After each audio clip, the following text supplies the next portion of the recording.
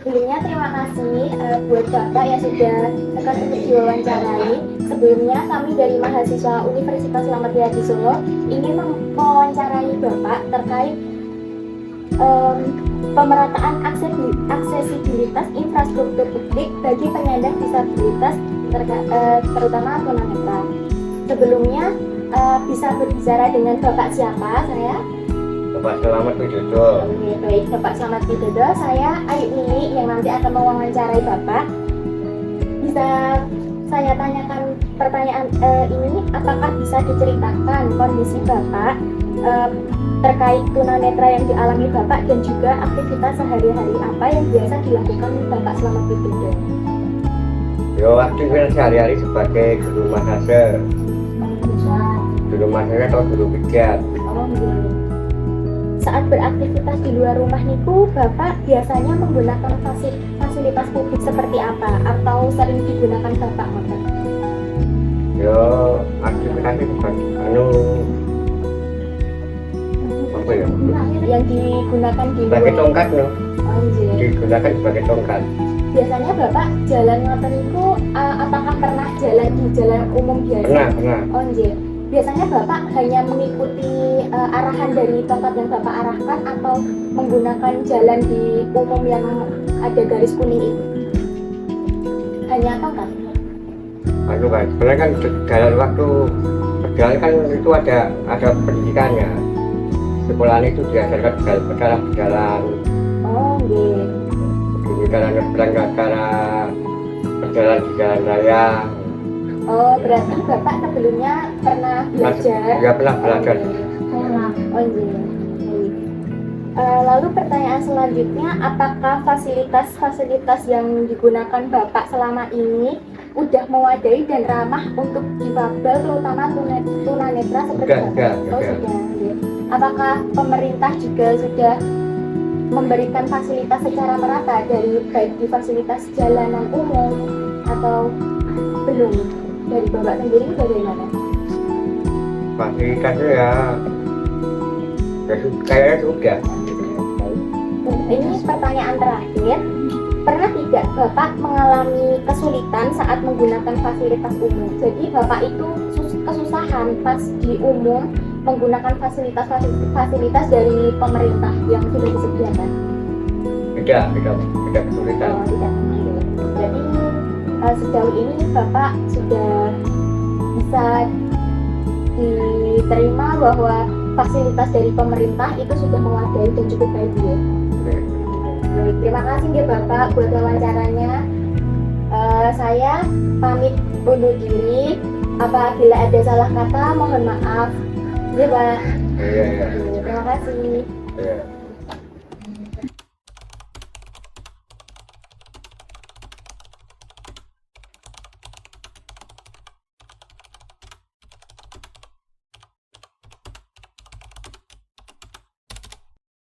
Selamat siang. Kami mahasiswa Universitas Selamat Riyadi mewawancarai tentang pemerataan aksesibilitas infrastruktur publik bagi penyandang disabilitas. Mau perkenalan dulu ya, dengan siapa saya dan teman berbicara. Saya Bu Yudhila Kami, sarjana sosial. Saya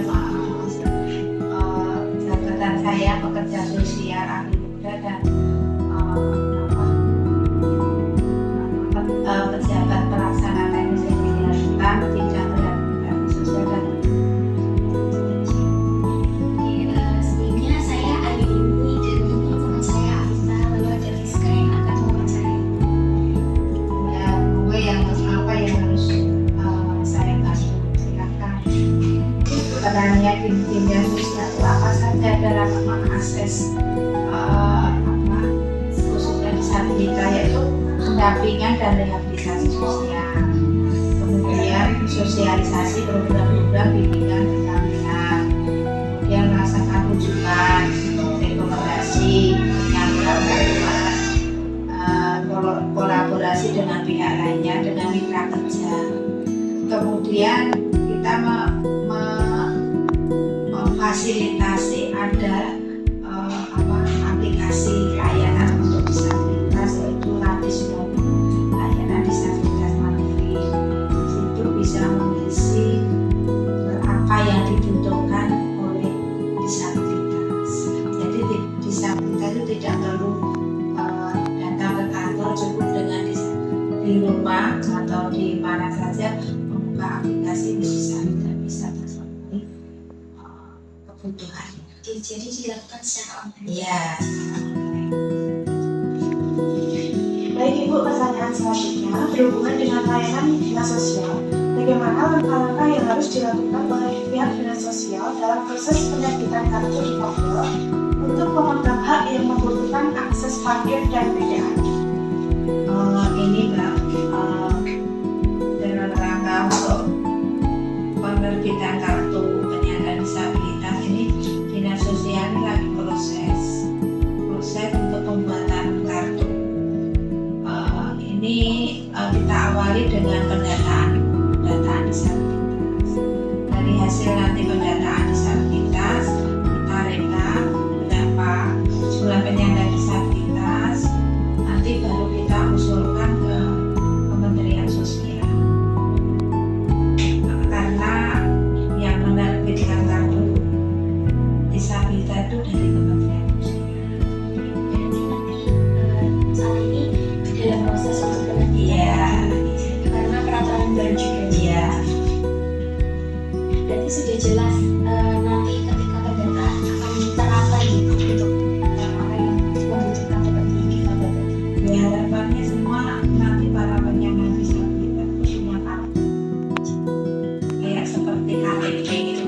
Karena nanti salah satunya itu begini, kalau kartu itu salah satu gampangannya ya kayak tunarungu bicara itu gamanya di perjalanan di bel-bel ini kan nggak dengar apa setelah ada kasus bisa menunjukkan ternyata disabilitas. Kalau tunanetra kelihatan jalannya, sudah jelas tunanetra, fisik kelihatan gitu.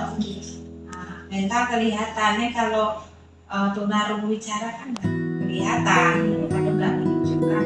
Lalu apakah ada hubungannya juga dari kartu nanti mengenai akses jadi parkir dan juga PDAM itu, maksudnya bisa dijelaskan? Ya, ini kartu itu nanti untuk memberikan konsesi atau potongan harga. Misalnya nanti pembayaran PDAM atau tempat wisata, kemudian parkir.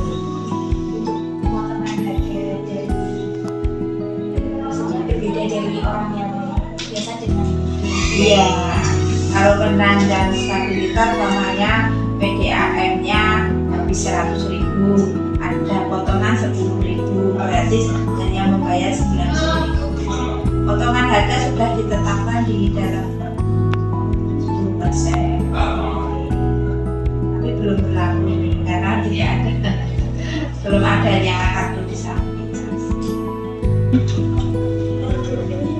Pertanyaan terakhir, kira-kira harapan seperti apa yang nantinya dari dinas sosial untuk para difabel yang diharapkan?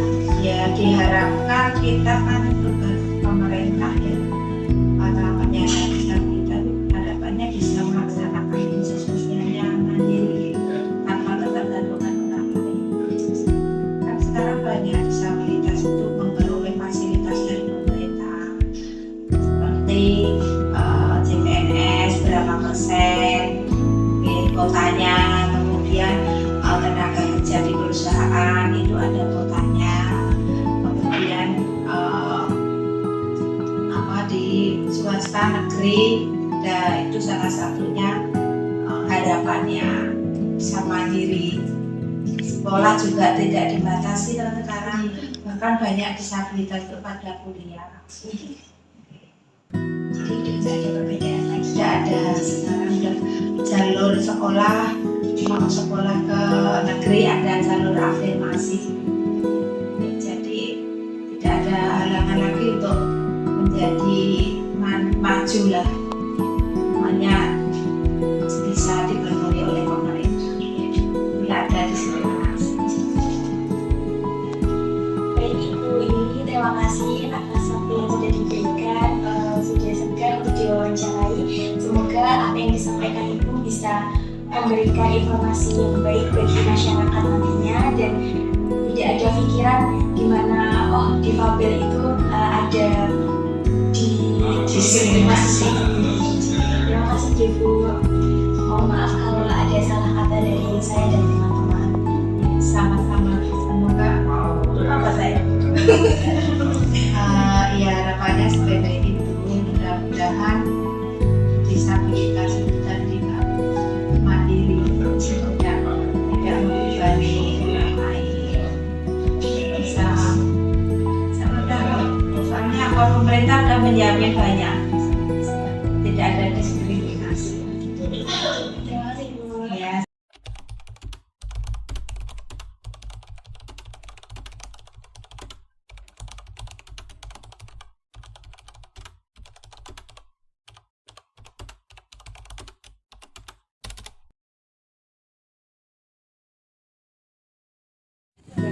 Baik Bapak, sebelumnya perkenalkan kami dari mahasiswi Universitas Slamet Riyadi dari jurusan Ilmu Komunikasi ingin mewawancarai Bapak mengenai aksesibilitas pemerataan infrastruktur publik bagi penyandang disabilitas.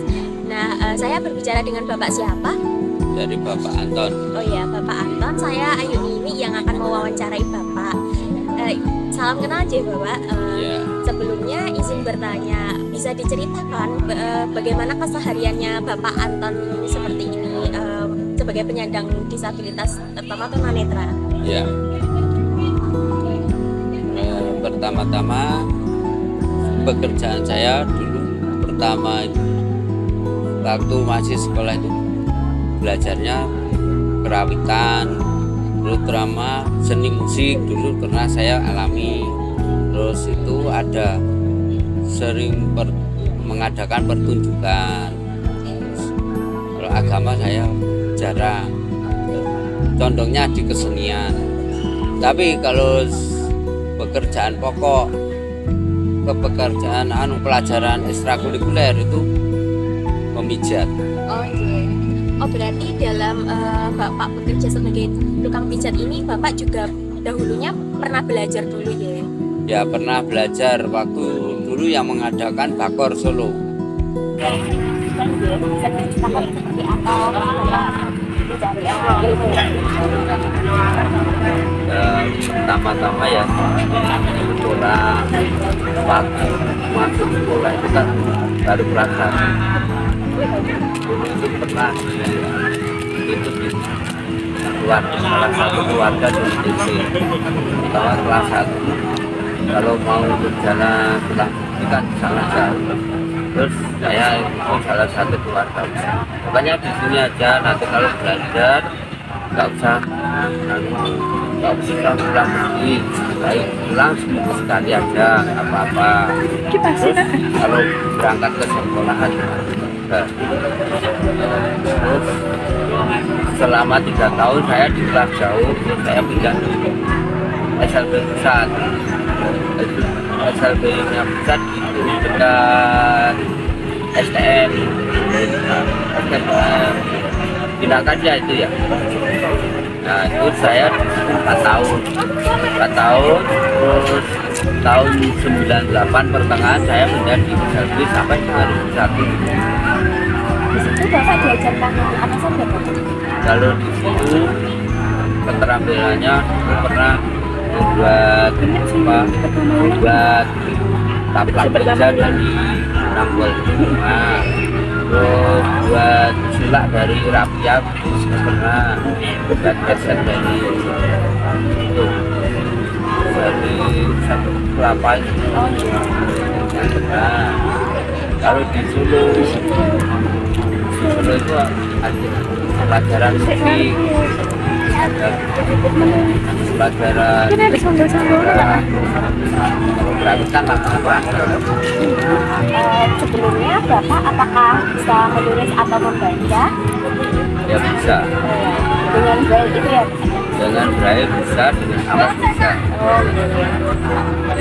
Bapak bisa membaca dan juga menulis. Ya, Bapak, saya mau bertanya, Bapak Anton pernah nggak sih menggunakan fasilitas umum seperti kendaraan umum, angkutan atau bus seperti itu? kalau pulang balik pulang saya pernah dari Solo, pernah saya naik bis dari Sekarpati sampai Karangpandan. Karangpandan sampai tempat di desa saya pernah minimal 2 minggu sekali. Masalahnya kan di asrama kan banyak kegiatan. Bertanya, Bapak Anton, bagaimana tanggapan Bapak mengenai infrastruktur bagi penyandang disabilitas seperti Bapak tunanetra? Apakah sudah merata atau masih belum? Saya kira itu masih biasa saja, terutama di masyarakat itu masih terabaikan, terutama untuk tunanetra. Saya pribadi ya sebenarnya biasa saja, tapi untuk yang lain itu masih terasa terabaikan. Kalau di Solo itu masih banyak yang memperhatikan, misalnya itu mau naik bis kan ada yang nyarikan, ada mau menyeberang jalan itu ada yang ngasih tahu. Tapi kalau Karanganyar kadang-kadang susahnya bukan main, ada yang mau, tapi kalau ada uang ya nggak mau. Berarti memang dari pribadi setiap orang di Karanganyar terutama itu belum ada kepekaan terhadap orang-orang di sekitar, apalagi untuk disabilitas. Belum ada. Kalau kalau dari pemerintah menanggapi orang-orang yang seperti Bapak disabilitas ini, apakah masih kurang perhatian menurut Bapak? Saya kira masih kurang. Bisa dijelaskan kenapa Pak? Ya masalah pokoknya itu disabilitas itu yang kemana-mana itu terkenalnya minta-minta. Tidak ada yang kok disabilitas maju juga ada. Di desa aja tahunya masyarakat itu orang cacat itu tahunya minta bantuan kan itu. Sebenarnya kalau kita juga bisa berjuang gimana supaya bisa kerja seperti mereka yang normal gitu. Berarti memang masih belum merata aksesibilitas dari pemerintah dan juga kepekaan pemerintah ya Pak terhadap orang-orang yang sekiranya kurang seperti memiliki kurang seperti maaf yang disabilitas seperti itu. Ya. Harapan Bapak sendiri buat pemerintah bagaimana terhadap orang-orang yang difabel seperti itu Bapak? Ya, harapan saya mudah-mudahan pemerintah terutama pemerintah Kabupaten Karanganyar memperhatikan kaum disabilitas supaya dapat pekerjaan yang layak. Ya bukan cuma saya sendiri, yang lainnya juga yang segenerasi berikutnya itu juga dapat tempat yang seperti teman-temannya yang lain. Ya, lebih diperhatikan lagi. Ya.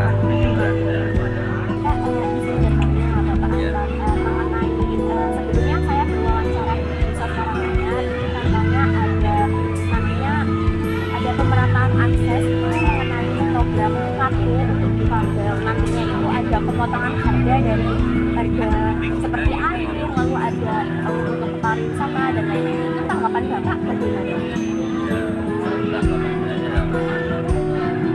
Kalau dari sana itu sudah menjanjikan seperti itu, tapi kalau keterangannya itu belum ada. Masalahnya saya ikut organisasi belum ada yang mendapatkan seperti itu. Kan cuma dari sana itu menjanjikan, kenyataannya belum ada. Kalau pemerintah bahwa nantinya ada bantuan-bantuan itu memang belum merata ya Pak? Belum. Masih banyak sekali yang bukan bantuan. Halo semuanya, saya sedang melakukan wawancara bersama dengan salah satu mahasiswa dari Universitas 11 Maret dengan jurusan Pendidikan Luar Biasa. Kali ini kita akan ngobrol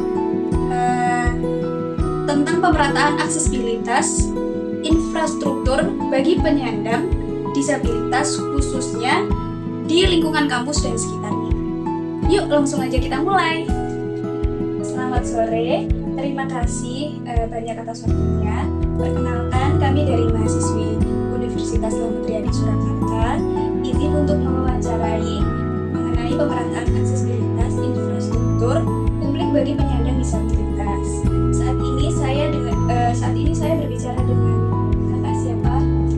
Perkenalkan, nama saya Berliana Givana Tania. Saya dari Pendidikan Luar Biasa Universitas 11 Maret angkatan 2024. Baik, perkenalkan saya Diego Triartika yang akan mewawancarai. Baik, untuk pertanyaan pertama, menurut kakak bagaimana sih kondisi aksesibilitas bagi penyandang disabilitas di sekitar kampus atau di Kota Solo sendiri? Oke, untuk aksesibilitas di sekitar kampus, khususnya di Universitas 11 Maret, itu sudah cukup baik menurut saya karena sudah ada guiding block, kemudian alat-alat yang membantu pengguna kursi roda, kemudian ada lift dan akses lainnya. Berarti di kampus sudah memadai ya? Terima kasih. Baik, untuk pertanyaan kedua, dari pandangan kakak sendiri sebagai mahasiswa PLB, seberapa penting pemerataan aksesibilitas infrastruktur bagi penyandang disabilitas?